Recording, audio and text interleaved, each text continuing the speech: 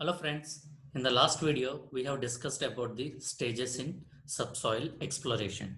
In the present video we will discuss about the depth of exploration.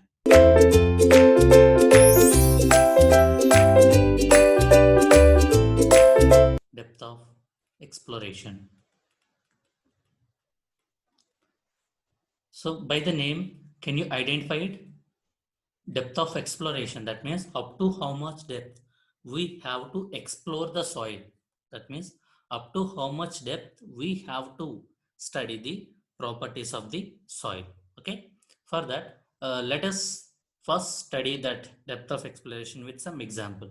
Okay, let us assume that we have constructed a footing like this and we have applied some loading on the footing.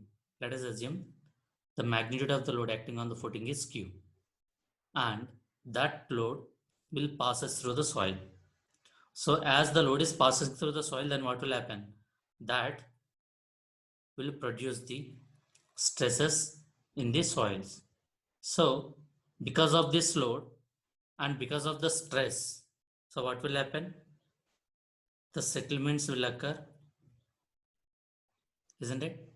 So here we have to find out a depth. Let us say if I am observing up to a depth d such that the stress, the depth up to which the stress increment due to superimposed loads can produce significant settlements and shear stresses. That means beyond this point we don't have any significant settlements because of the stress. So that is what called as the significant depth. Significant depth. That means we can say up to the soil at which stress increment causes let us say significant settlements. That means we have to find out a point or a depth up to which the settlement of the soils are very important because of the stresses acting on them due to superimposed loads or applied loads. Okay. So the depth of the soil exploration. So whatever the up to depth of the exploration, it should be at least, that means greater than or equal to significant depth.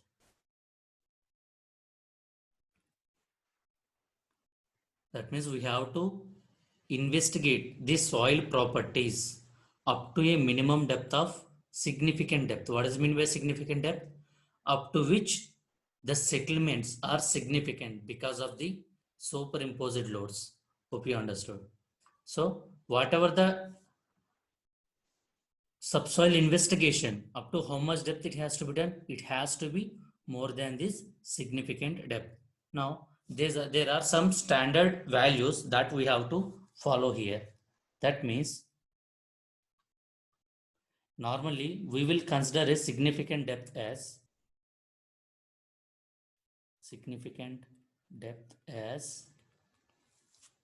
depth at which the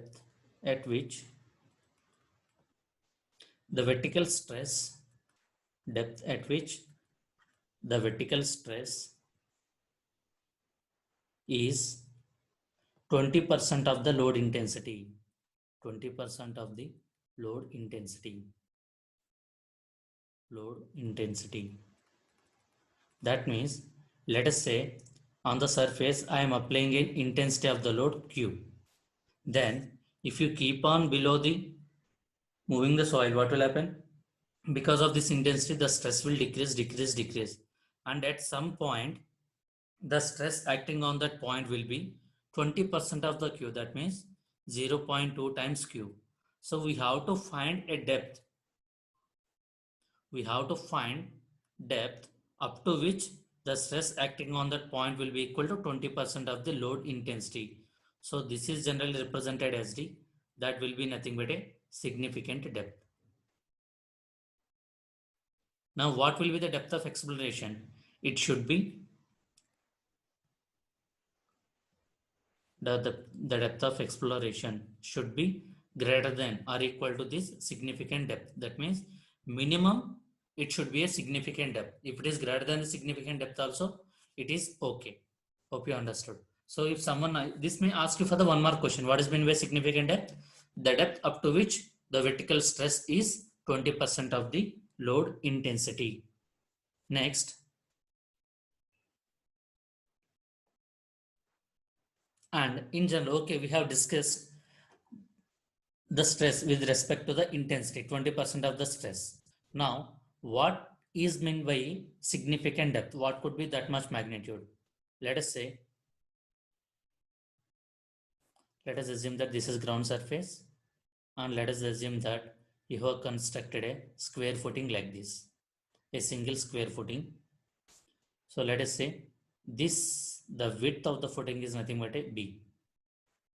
Now, the significant depth will be from the level of foundation or from the level of footing. It is observed that 1.5 times the width.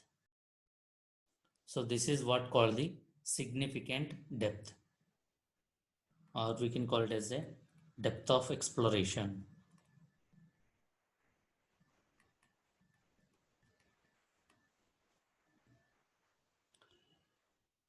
That means if you are considering a square footing,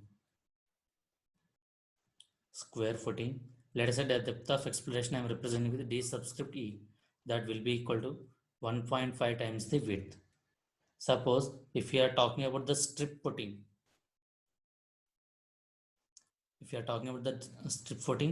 the depth of the exploration should be 3 times the width of the strip footing.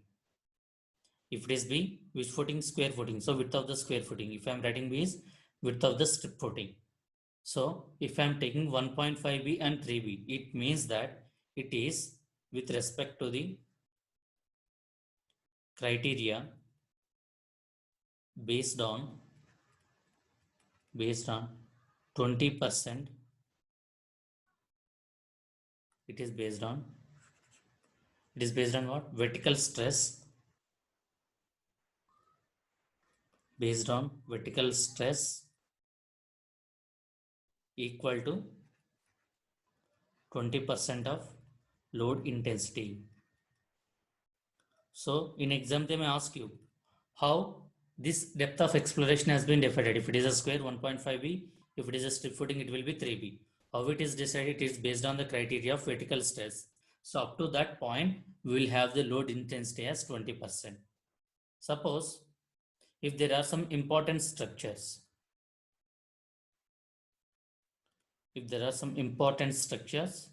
don't worry, what are those important structure and all? They will give you in the exam. They will give you in the question directly. If it is an important structure, what is the depth of exploration? Like that they will ask.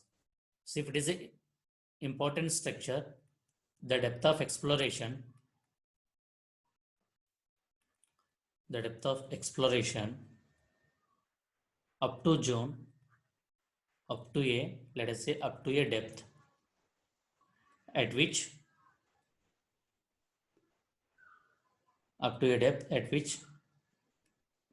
vertical stress is 10% of the load intensity. 10% of the load intensity. If it is a normal structure, the depth of exploration should be up to a depth of 20% of the load intensity.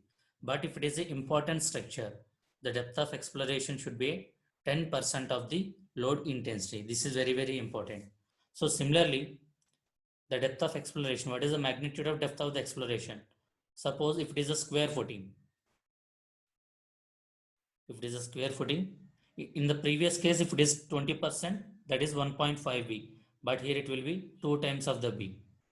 If it is a strip footing, in previous case it will be 3 times of the width, but in this case it will be 6 times of the width.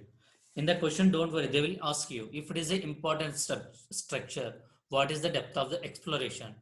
Depth up to which the vertical stress is equal to 10% of the load intensity. This is like one more question. Or else for the square footing, it will be a depth of up to 2 times the width of the footing.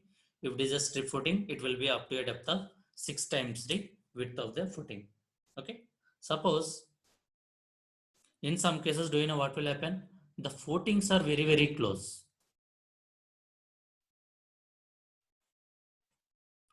Let us say if I am talking about, if I am considering these are the 4 footings that I have constructed, how I can say these 4 footings are closer to each other?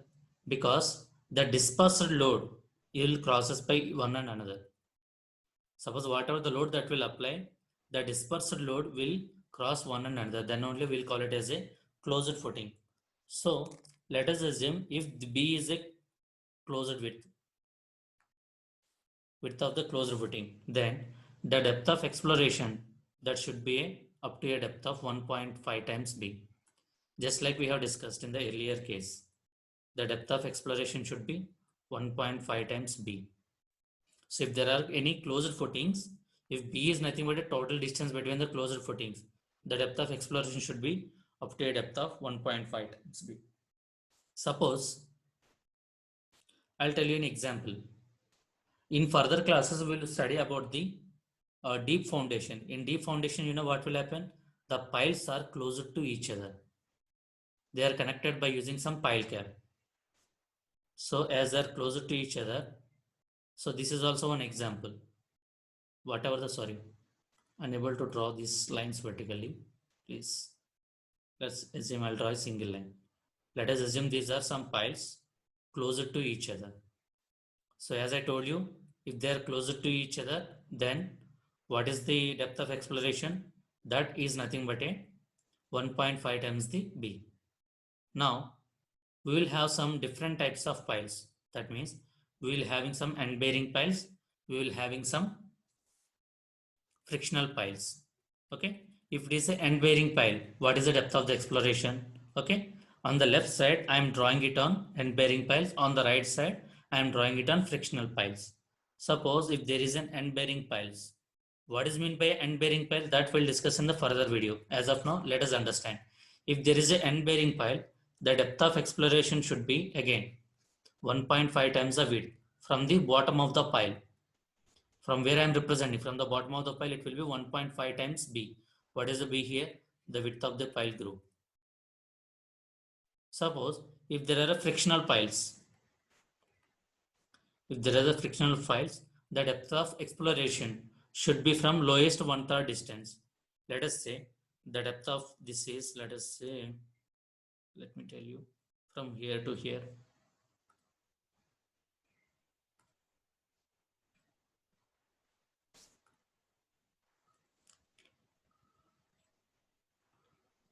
From here to here, let us say the depth of the foundation. So if it is a frictional pile, then the depth of the exploration should start from the lower 1/3 distance. That means from here to here, it will end somewhere here. So it will be nothing but a 1.5 times the width. But where it will start? It will start from the lower end.